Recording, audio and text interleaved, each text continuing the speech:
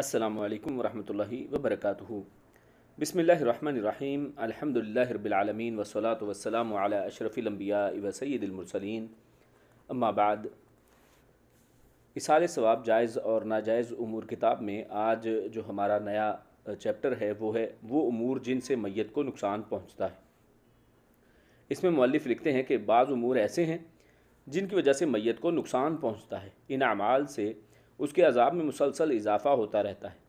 یہ بڑا ہولناک اور ہیبت ناک معاملہ ہے کہ ایک آدمی اس دنیا سے تو رخصت ہو جائے مگر پھر بھی بعض امور کی وجہ سے اس کے عذاب میں اضافہ ہوتا رہے۔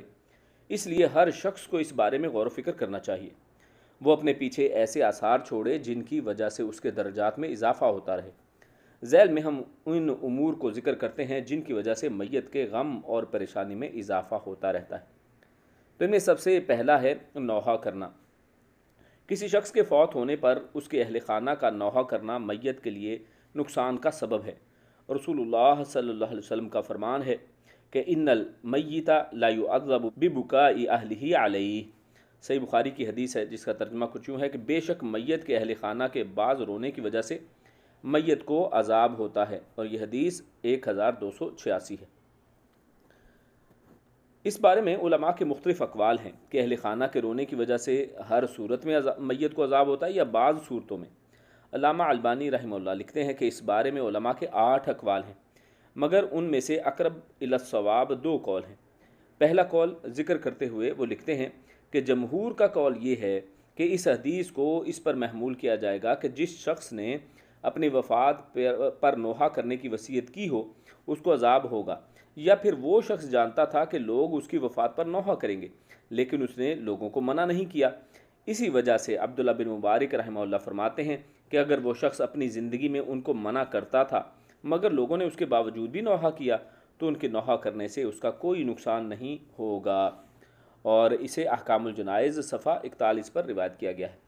اور اسی طرح فضیلت الشیخ امین اللہ پشاوری حافظہ اللہ نے بھی اسی سے ملتی جلتی بحث ذکر کی ہے، اور اس کا تذکرہ فتاوی الدین الخالص میں جلد 7 صفحہ 436 پر ہے۔ مذکورہ حدیث پر امام بخاری رحمہ اللہ نے جو باب قائم کیا ہے اس سے امام بخاری کا موقف بھی یہی سامنے آتا ہے جس کی علامہ البانی رحمہ اللہ نے وضاحت کی ہے۔ اس کے بعد دوسرا موضوع ہے برے طریقے کی ایجاد۔ اگر کوئی شخص ایسا طریقہ ایجاد کر جاتا ہے جو شرعاً ناجائز اور حرام ہو اور وہ طریقہ اس کی وفات کے بعد بھی جاری و ساری رہتا ہے تو یہ شخص بھی اس کے گناہ میں برابر کا شریک ہوگا۔ مثلا اگر کوئی شخص جو گھر کا سربراہ ہو معاشرے میں رائج کسی بدعت کو گھر میں رائج کرتا ہے، اس کے اہل خانہ اس کے بعد اس بدعت کو جاری رکھتے ہیں، جتنا گناہ ان کو کرنے کا ہوگا اتنا ہی اس بدعت کو رائج کرنے والے کو ہوگا۔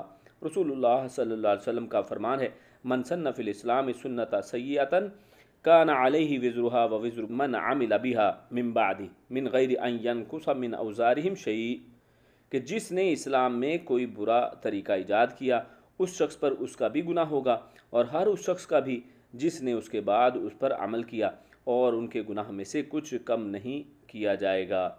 اور یہ حدیث جو ہے حدیث صحیح مسلم سے ہے اور 1017 اس کا نمبر ہے۔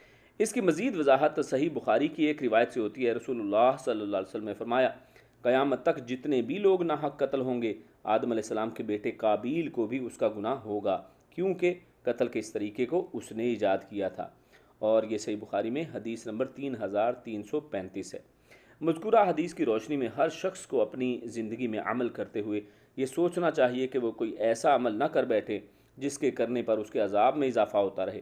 ہمیشہ ایسے اعمال کرنے چاہیے جو درجات میں بلندی کا سبب ہوں۔ اللہ تعالی ہمیں ایسے عمل کرنے کی توفیق دے جو ہمارے لیے صدقہ جاریہ اور جنت میں درجات کی بلندی کا سبب ہوں، آمین۔ تو اسی پر اپنی بات کو ختم کرتے ہیں۔ السلام علیکم ورحمۃ اللہ وبرکاتہ۔